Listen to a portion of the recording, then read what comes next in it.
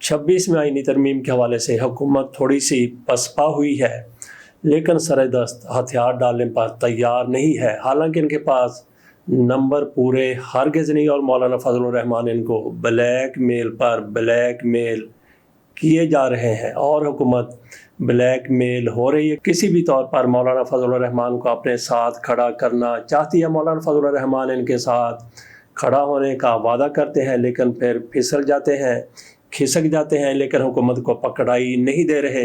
हुकूमत की तरफ से कोशिश की गई कि इतवार की रात को तरमीम पेश की जाए और मंजूर भी कर ली जाए, लेकिन हुकूमत इसमें नाकाम हो गई। मौलाना फजलुर रहमान साथ देने के लिए तैयार नहीं थे, और जिन लोगों पर इनका तकिया था कि तहरीक इंसाफ के लोग हमारा साथ देंगे, वो भी हो सकता है कि बिके हुए हों, झुके हुए हों, वो भी इनका साथ देने के लिए तैयार हो जाएं, लेकिन उतने लोग इनको पीटीआई से मिल सके और मौलाना फजलुर रहमान की तरफ से भी नहीं दिए गए। अगर इनके पास इतने लोग होते तो ये यकीनी तौर पर तरमीम करके ही उठते, क्योंकि उनको आग लगी हुई थी, हर सूरत तरमीम करना चाहते थे, लेकिन इनकी उस रोज़ ख्वाहिश रात को पूरी नहीं हुई। अगले रोज़ तक इन्होंने इजलास मुलतवी कर दिया, और उसके साथ ही चिरागों में उस तरह से रोशनी नहीं रही जिस तरह से ये चाहते थे कि चिराग जलते रहें, रोशन रहे। अगले रोज़ इजलास तो हुआ, लेकिन उसमें भी तरमीम का मुसवदा पेश नहीं किया गया। कल तक किसी को नहीं पता था कि तरमीम है क्या, लेकिन उसमें से कुछ चीज़ें बाहर ज़रूर आई हैं। और तरमीम क्या है? काजी फैसा को एक्सटेंशन देनी थी। मौलाना फजलुर रहमान डट गए, तहरीक इंसाफ पहले ही मानने के लिए तैयार नहीं थी। ये मकसद तो फौत हो गया, लेकिन इसके साथ साथ और इनका क्या मकसद है?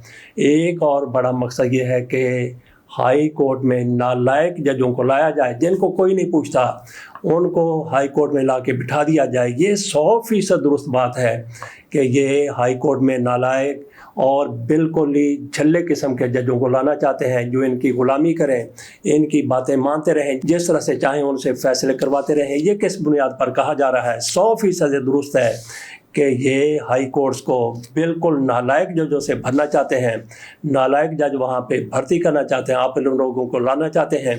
उसकी मिसाल या उसकी बात इस तरह से की जा सकती है कि आपको हाई कोर्ट में 10 जज चाहिए, तो उसके लिए आप आवाज़ दें कि हमें 10 जज चाहिए, तो आपको 1000 बंदा मिल जाएगा हाई कोर्ट का जज बनने के लिए, बल्कि इससे भी ज़्यादा आपको वॉलंटियर मिल जाएंगे कि मैं हाज़िर हूँ। तो ये किस लेवल के जज होंगे, ये किस लेवल के वकील होंगे? वकील में से लेने हैं जज। तो जो वहाँ पे जिनकी ज़रूरत है वो पढ़े लिखे बैरिस्टर और मेहनती, जो अपने केसेस जीते हैं, और उनके पास फुर्सत नहीं होती किसी और टाइम की, इतने ज़्यादा उनके पास केसेस आते हैं। एक ख़त्म किया केस तो 10 और आ गए। इस तरीके से उनकी वकालत चमक रही होती है। ऐसे लोगों की ज़रूरत होती है जिनकी कानून पर मुकम्मल तौर पर, कानून पर हावी हों, मुकम्मल तौर पर कानून को समझते हों, सिस्टम को समझते हों, बहुत कुछ जानते हों। ऐसे लोगों की वाक़अतन हाई कोर्ट के जज के तौर पर ज़रूरत होती है। तो बाकी लल्लू पंजू तो आपको बेशुमार नथू खैरे मिल जाएंगे, लेकिन ज़रूरत के लोगों को थोड़ा सा पीछे चले जाते हैं। अतर मिनल्ला साहब की तरफ से कहा गया कि 2 जजों को मनाने के लिए मुझे कई महीने लग गए, और जब उन्होंने अपना काम किया, वो गैर जानबदारी से काम कर रहे थे, तो इनको तकलीफ़ हो गई, इन्होंने उनके खिलाफ महाज खड़ा कर दिया, उनकी किरदार कुशी करने लगे। एक तारक महमूद जहांगीरी का नाम लेते हैं और दूसरे बाबर सत्तार का नाम लेते हैं कि उनकी प्रैक्टिस जिस तरह से चल रही थी, जिस तरह से वो अपनी कमाई कर रहे थे, मैंने पूरा जोर लगाया।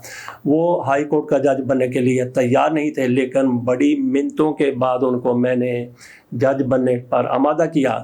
तो असल में हाई कोर्ट्स में, सुप्रीम कोर्ट में ऐसे ही जजों की ज़रूरत होती है, लेकिन वो जज अपनी मर्ज़ी से नहीं आना चाहते, उनकी आरज़ू ख्वाहिश नहीं होती कि वो जज बन जाएं, वो वकील के तौर पर मुतमिन होते हैं। जबकि ऐसे लोगों की ज़रूरत होती है, तो जब उनके लिए ये कदगने हो जाएंगी कि जब उनको चाहेगा, इस्लामाबाद हाई कोर्ट का जज है, हुकूमत जब चाहेगी, शहबाज शरीफ साहब जब चाहेंगे, बिलावल भुट्टो जरदारी चाहेंगे, मरियम नवाज शरीफ साहबा चाहेंगी, या इमरान खान चाहेंगे, जो भी वज़ीर आज़म होगा, जब उनका दिल करेगा उनको कोयटा भेज दिया जाए, कोयटा वाले को कराची भेज दिया जाए, कराची वाले को पेशावर भेज दिया जाए, पेशावर वाले को मुल्तान ट्रांसफ़र कर दिया जाए, तो वो कहेंगे कि लख लानत है तुम्हारे ऊपर, ऐसी नौकरी के ऊपर हम नहीं करते, हम जज नहीं बनते। तो वो काबिल लोग जैसे बाबर सत्तार जैसे और तारक महमूद जहांगीर जैसे, वो तो बिल्कुल ही नहीं आएंगे। तो फिर कैसे आएंगे, किस तरह के आएंगे? वही پھر جج آئیں گے جن کو کان سے تھوڑا سا پکڑا، گچی سے پکڑا، گردن مروڑی، بازو مروڑا، انہیں کہا کہ یہ فیصلہ کرو تو وہ فیصلہ کرنے کے لیے تیار ہو جائیں گے، اور ان کو یہ خطرہ ہوگا کہ اگر ہم نے فیصلہ نہ کیا تو مجھے ملتان سے کراچی والے کو، پشاور والے کو کوئٹہ جانے کا خطرہ ہوگا۔ وہی وکیل پھر جج بنیں گے جن کو نوکری کی ضرورت ہوگی، اور ان کی ٹرانسفر اگر وہ لاہور میں ہے تو وہ ہمیشہ لاہور میں رہیں گے۔ کیوں؟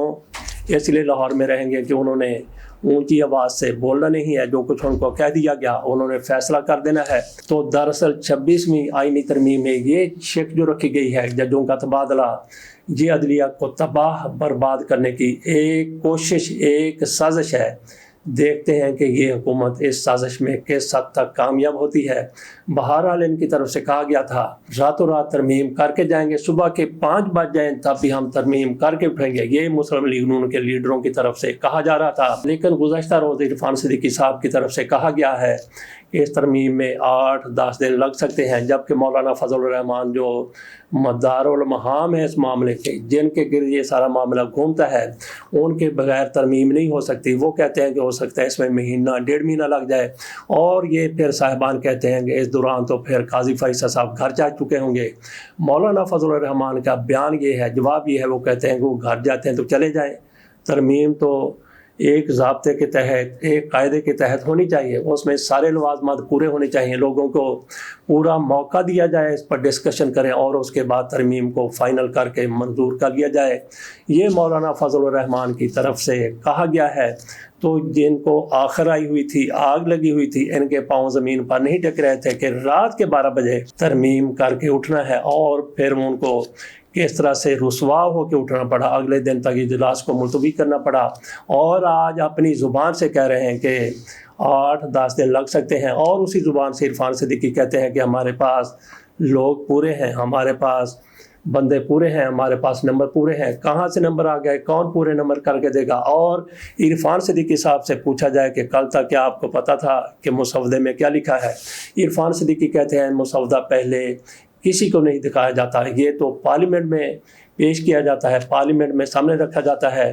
تو پھر مولانا فضل الرحمان کو آپ کس طرح سے مطمئن کر سکتے تھے، اختر مینگل کو کس طرح سے آپ منا سکتے تھے، جب آپ کو خود ہی نہیں پتا کہ اس ترمیم میں، اس مسودے میں ہے کیا؟ اس کے ساتھ اجازت دیجیے اور اس حکومت کی صبح کی اور اس کو چھتر پڑنے کا انتظار کیجیے۔ اللہ حافظ۔